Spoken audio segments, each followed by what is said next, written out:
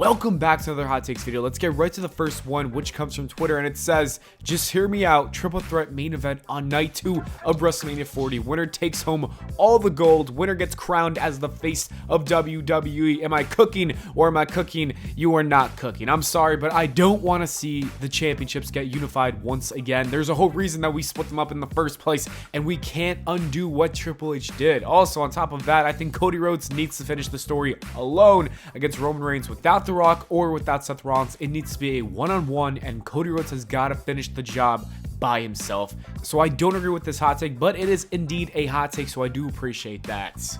The next one comes from Aries, and they say that Seth versus Cody is happening instead, and I don't think that's a good idea as well. WWE has been trying to maybe, tease the fact that this match could happen, but I hope it does not. Seth and Cody have had many matches in the past. They had a WrestleMania match, and I just don't want to see Cody Rhodes win the World Heavyweight Championship. He needs to win the WWE Championship. I really hope this is not the case. I could see WWE doing this because maybe The Rock is going to wrestle Roman Reigns, so this is plan B, but I don't like that at all. I hope Seth and Cody do not have a match. The next hot take says that CM Punk's injury is a work, and at WrestleMania it'll still be Rollins versus CM Punk.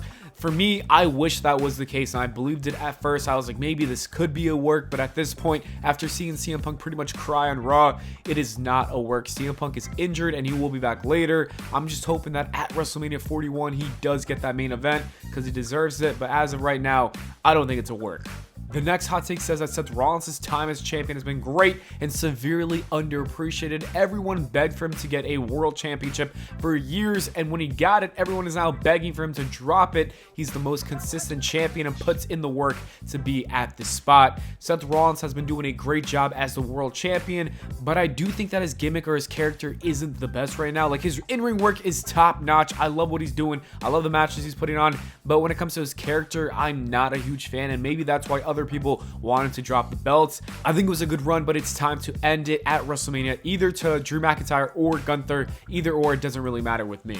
Ozza says that the Royal Rumble does not hit anymore, and for me, the last Royal Rumble wasn't that great, but there's a reason for it. I think that we have too much expectations, too high of expectations, so when we watch the match and we watch it unfold, and let's say Sasha Banks doesn't show up, for me, that pissed me off, and I was kind of not too happy about that. So I think we gotta lower our standards.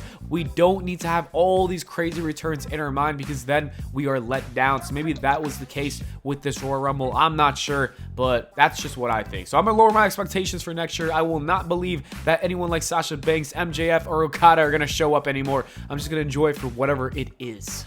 Kwame says that Roman Reigns has the greatest theme song in WWE history. It fits his character perfectly and proves to be an excellent song in the process. It is definitely a top 10 or even maybe a top 5 song of all time in WWE history, but I don't think it's the best. The Undertaker still has the best theme song, in my opinion. That song is just so perfect. The next hot take says that LA Knight currently is not ready for a world championship, and I completely disagree. I think LA Knight is more than ready. I think the sponsorships love him. I think that the crowd loves him. Everybody loves LA Knight. I think he's great in the ring, and I think he would make for one hell of a champion. So in my opinion, LA Knight is ready, and I don't agree with this hot take. Aaron says that R-Truth and the Judgment Day storyline is the best story in the WWE currently, and unfortunately it looks like that is coming to an end because the Judgment Day turned on R-Truth officially and said he is not in the group. I think there's a huge missed opportunity. You could have turned Damian Priest babyface by having him join R-Truth and getting separated from the Judgment Day. That was a missed opportunity, but it is what it is. Hopefully R-Truth can get back in the Judgment Day because I thought they were doing great work together. The next hot take says that John Cena deserves one last world title run. That's what I said many times in the past, but after seeing his last run and after seeing how, I honestly don't know how else to say other than, him being kind of washed in that ring, I don't think John Cena should be a world champion unless he does somehow get better in the ring, but he is older, he doesn't wrestle the same way he used to, and John Cena isn't even available to be on TV much of the year, so him having one last world title run, maybe it would last like a week or something like that, like his last championship reign, and I don't think I want to see John Cena only have the title for a couple weeks. Paul says it's sad to see how many people are forgetting how amazing AJ Styles is, and for his age at 46 years old, it's unbelievable how good AJ Styles still is.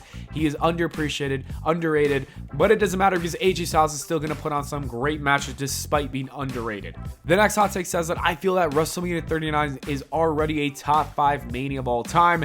The in-ring consistency presentation, the emotional storytelling was just a sight to behold. We had 4 modern classics in Rhea Ripley versus Charlotte, the Usos versus Sami and KO, the IC triple threat match, and Cody versus Roman. And this is actually a good hot take. I think you could make an argument and say that WrestleMania 39 is one of the best WrestleManias. It's definitely in the top 5 in my opinion. Like they said, those 4 matches were really great. They were classics, and we're going to look back at those matches in the future and say, damn, this was one good WrestleMania. Jonah says that I personally enjoy the 3 hours of Raw. It has been very good recently, at least in my opinion. And while they've been producing and making good stuff happen in those 3 hours, I just feel like personally, I get tired. I feel like at some point at like 2 hours and like 15-minute mark, I'm just exhausted. I don't want to see any more, but then I have to watch because it's the main event and that's usually the best match. So it's really, I think that it needs to be 2 hours or maybe 2 hours and 30 minutes. That might be a good compromise. Flippo says the twice in a lifetime match offered a more compelling story and ultimately was a great choice. I disagree. I think at the time there was really no need for another match, or at least don't label the first one as once in a lifetime if you know you're doing a second match, because I just feel like a lot of fans were pissed off at that. And on top of that, you had CM Punk, who lost the WWE Championship before WrestleMania 29 just to give it to The Rock, and people were pissed off about that. John Cena was hated at this time, and a lot of people booed this main event, so I don't think this was a great idea, or at least the way they did it. I don't think it should have been for the title, and I also don't think that they should have labeled the first match as once in a lifetime. Cody says that Chris Jericho's The List gimmick is the absolutely best gimmick of all time in professional wrestling. It truly was a masterpiece. The Chris Jericho List gimmick was actually great. Like, I enjoyed it a lot, but I don't think it's anywhere near the best gimmick of all time. I don't even think it's one of Chris Jericho's best. I think he's had better ones before in the past. You had The Undertaker, one of the greatest characters of all time. You have Triple H when he was a complete douche. Shawn Michaels, the Heartbreak Kid. There's so many other characters and gimmicks that were way better than The List. It's not even close.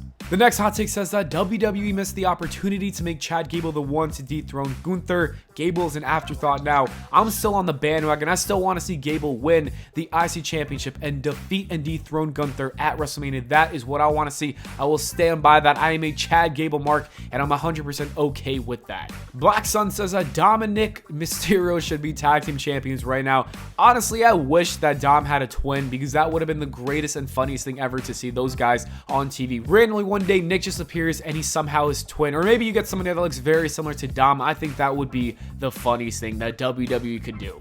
Jack says that the Roman Reigns and Nick Aldis story is underrated. It's the opposite of the usual heel authority figure versus face underdog, which provides an interesting aspect, and I completely agree with that. I really like what Nick Aldis and Roman Reigns have been telling. That story is great, and I can't wait for Nick Aldis to become a wrestler and have that match with Roman Reigns. I think that's what WWE is building. Nick Aldis has been great ever since winning the NWA Championship, and also his run in TNA. I think he has the potential to become a big star in WWE. And finally, the last hot take says that Roman Reigns' part-time schedule is a good thing. I completely disagree. I don't like the fact that he's a part-timer. I think it's done a lot of damage to his character. A lot of people just are sick and tired of it, and I can't wait for Cody Rhodes to finally beat him and dethrone him, and it will be interesting to see, will Roman Reigns even be in WWE in the year of 2024 after dropping the belt? I don't think so. Anyways, that is it for the video, guys. Thank you so much for watching. I hope y'all enjoyed. If you did, please make sure to leave a like and subscribe for more, and I'll see you all in the next video.